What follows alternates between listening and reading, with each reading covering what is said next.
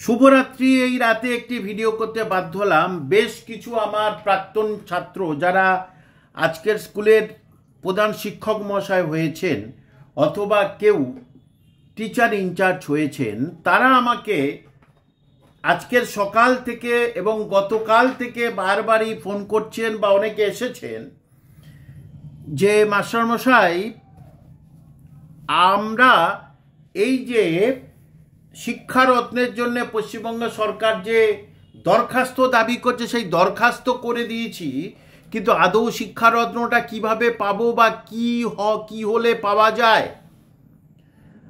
আপনার অনেকের সঙ্গে জানাশোনা এইসব ইত্যাদির সবাই বলে, আপনারাও শুনবেন।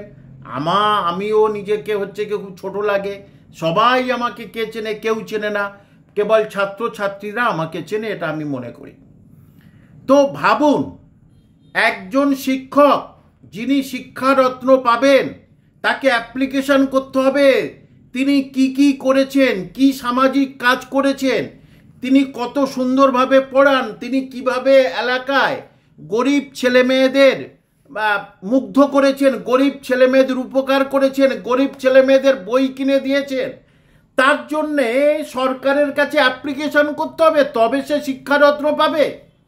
আমি আপনাদের পরিষ্কার করে বলছি এবং খুব সম্মানের সঙ্গে বলছি, মাথা নত করে বলছি, কারণ যারা এখানে আছেন তারা সবাই আমার পাঠক পাঠিকা বা ছাত্রছাত্রী বা কেউ শিক্ষক শিক্ষিকা আছেন, তারা সবাই গুণমুগ্ধ আমার।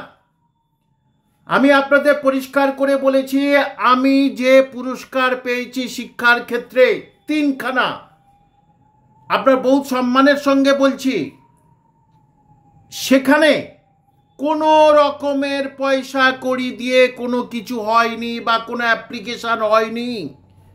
চারদিক থেকে শুনতে পাচ্ছি, তুমি কিছু পয়সা দাও তাহলে তোমাকে এইটা হবে। আপনি অবাক হয়ে যাবেন। আজ থেকে প্রায় 7-8 বছর আগে এক হেডমাস্টার মশাই, যিনি আমার বিদ্যালয়ের হেডমাস্টার মশাই, তিনি সেখান থেকে পালিয়ে গেছেন অন্য জায়গায়। তিনি পয়সা কড়ি দিয়ে শিক্ষারত্ন পাবার জন্যে চেষ্টা করেছিলেন। তারপরেই বর্তমানের সাংবাদিকরা তাকে গিয়ে ধরেছিলেন এবং তিনি কোনো কথা বলতে পারেননি এবং তার ছবি সহ ছাপানো হয়েছিল। সেখানে আমার কমেন্টও নেওয়া হয়েছিল যে কিভাবে আপনি শিক্ষারত্ন পেতে পারেন, আপনি তো চাল চুরির দায়ে অভিযুক্ত, আপনি তো সংখ্যালঘুর মাইনরিটি যে পয়সা কড়ির সেগুলো আপনি সব কিছু খেয়ে নিয়েছেন, তাহলে কিভাবে আপনি শিক্ষারত্ন পেতে পারেন। তারপর থেকে তার নাম কেটেই গেল এবং কিছুদিন পরে তিনি সেই স্কুল ত্যাগ করলেন।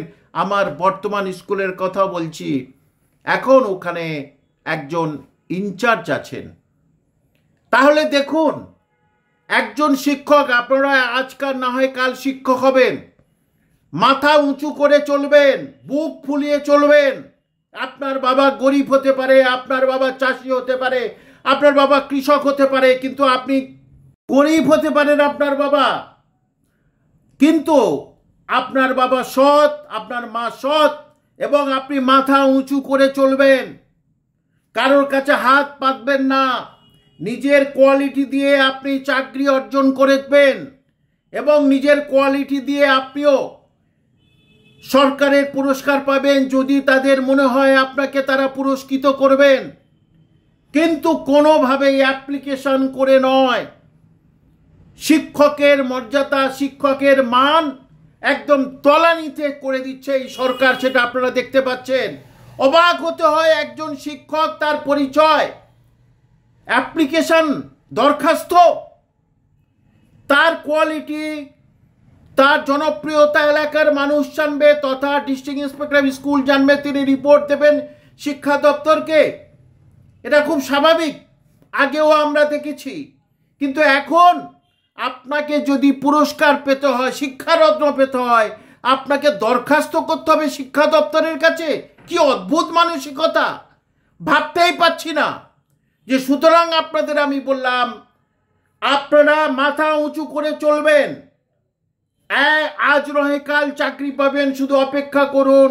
সামনে যে তারিখটা আসছে সুপ্রিম কোর্টে 5 কি 6 তারিখ, সেই দিনে একটা ফয়সালা হবে এবং তারপরে কিন্তু আপনারা পড়াশোনা শুরু করবেন, চাকরি আদায় করে নেবেন। আপনারা কারোর কাছে ভিক্ষে করবেন না। আজকের বুঝতে পেরেছেন যারা এইভাবে চাকরি পেয়েছে তাদের কি অবস্থা, তাদের রাতের ঘুম চলে গেছে।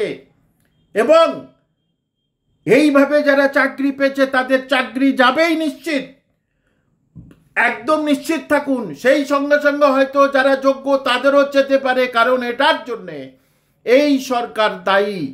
এই সরকার এখনো পর্যন্ত কোনো অযোগ্যতার লিস্ট প্রকাশ করছে না। তার কারণ প্রকাশ করলে বারবারই আপনাদের বলেছি বিরাট রাহাজানি শুরু হয়ে যাবে, বিরাট অশান্তি শুরু হয়ে যাবে সারা পশ্চিমবঙ্গ জুড়ে।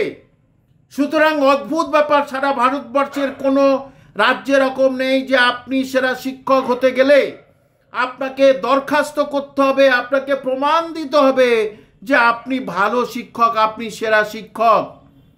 মাফ করবেন আপনাদের, আমি আমার নিয়ে এই কথাগুলো বলেছি, কিন্তু তার সব কিছু সঠিক প্রমাণ আমার কাছে আছে।